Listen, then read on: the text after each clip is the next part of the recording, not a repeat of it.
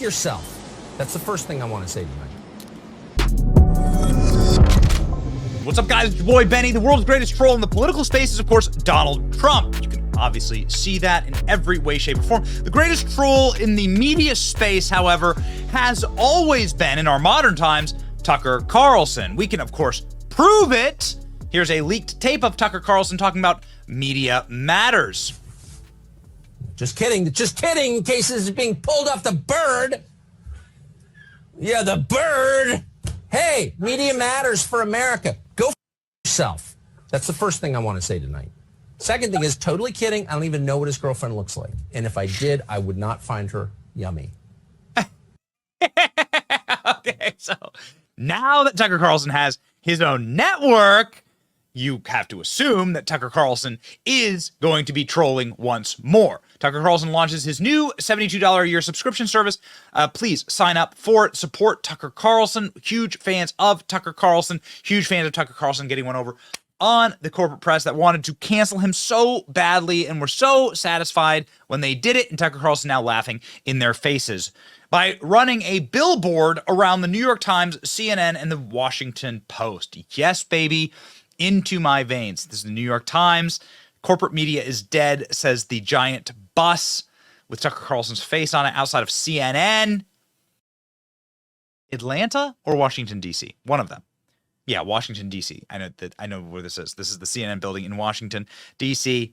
Here he is on the National Mall as the libs look on and cry into their coffees. And here he is in front of the Washington Post. Corporate media is dead.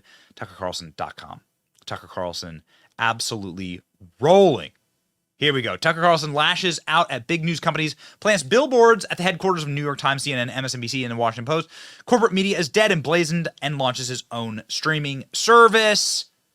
An exclusive interview with the Daily Mail, Tucker Carlson said that the news organizations are dying and claimed that they know that they're doomed. The former Fox News host had trucks with signs saying corporate media is dead, posted outside of the headquarters of big media companies. So Tucker Carlson... Tucker Carlson, this is a good one. This one's in front of NBC in Manhattan. Corporate media is dead. That's Tucker Carlson right there. Great marketing. Obviously, this is something that does not necessarily come as a shock. These are just great photographs. Tucker Carlson bringing his unbelievable level of trolling to the internet, and we are here for it. This is the official Tucker Carlson News Network account on X. It follows us. That's nice. Tucker Carlson launched this network earlier in the week. Y'all mind if I park here? They are posting the photos in front of the Washington Post. Some call it advertising. We call it art. Who did this? We did it in front of the New York Times. Breaking, Tucker Carlson News Network billboards appear outside of CNN headquarters. Perfect. Just perfection. Tucker Carlson's always hated, obviously, the corporate media, even though he was part of it, and he has every right to hate the corporate press. Tucker Carlson knows that the corporate press is simply an extension of those in power, and he said so on Adam Carolla's show, saying that he knows anchors, specifically at CNN, the place where his truck was parked outside, that are mouthpieces for the deep state. Watch. What's your take on a Wolf Blitzer type? Because whenever I take a close look at his history. Actually, I'm always like, why would he do this? Why would he say a bunch of stuff he doesn't believe or he must know is untrue? Like, what? He sat there as this sort of elder statesman of news and just sort of lied right through COVID and many other subjects. Why would he do that? Why would he do it to his legacy? I worked with Wolf for years, never had a problem with him. It was always nice. No one wants to hear it. I'm sure most people won't believe it, but I can tell you, having lived it for many years, it's true.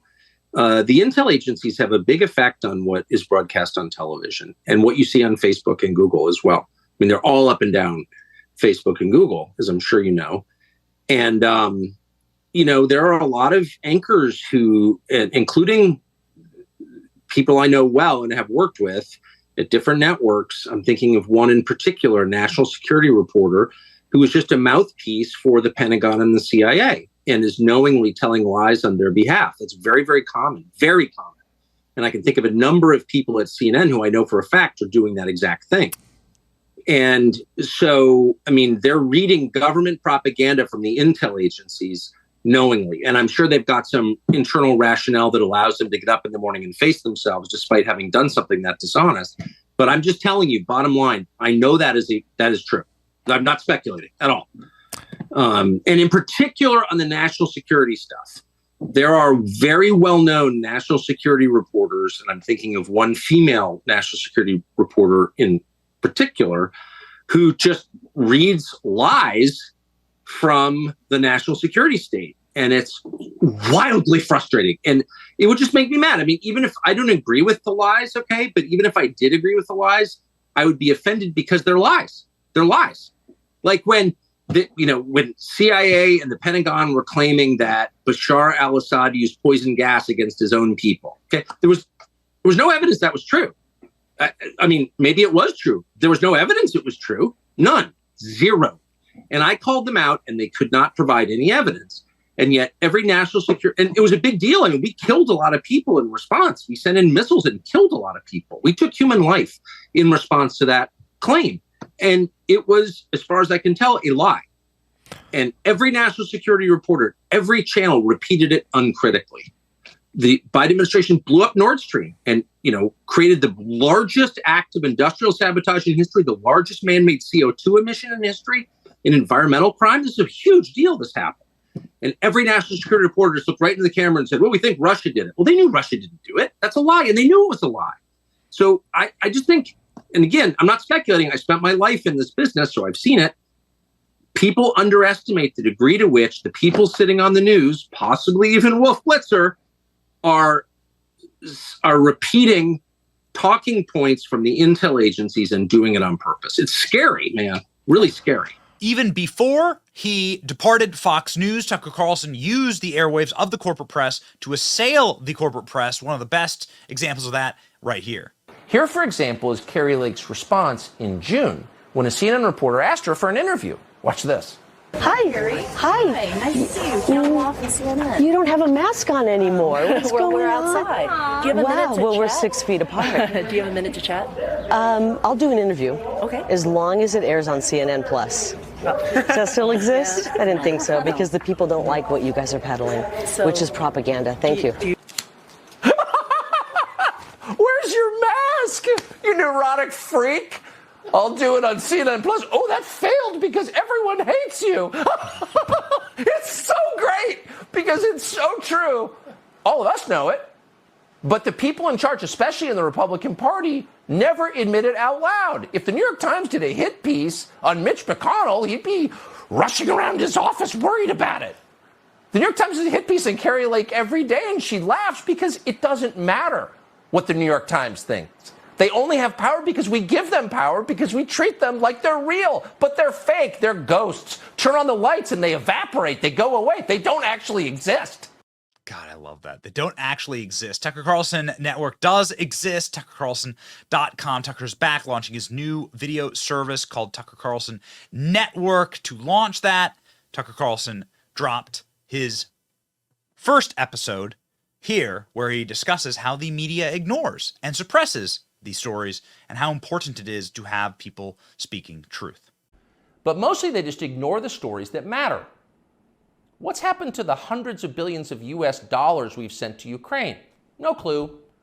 Who organized those BLM riots 3 years ago? No one's gotten to the bottom of that. What exactly happened on 9/11? Well, it's still classified. How did Jeffrey Epstein make all that money? How did he die? How about JFK? And so endlessly on. Not only are the media not interested in any of this, they are actively hostile to anybody who is. In journalism, curiosity is the gravest crime. Perfection from Tucker Carlson, and now Tucker Carlson is trolling that corporate press entity, the dying corporate press media in front of their buildings. And it's great. And nobody is more deserving. Ladies and gentlemen, we were honored to have Tucker Carlson do our first interview with Tucker Carlson live on X earlier in the week, and I think there's a lot more to come on this front. It's your boy Benny. Like, share, and subscribe.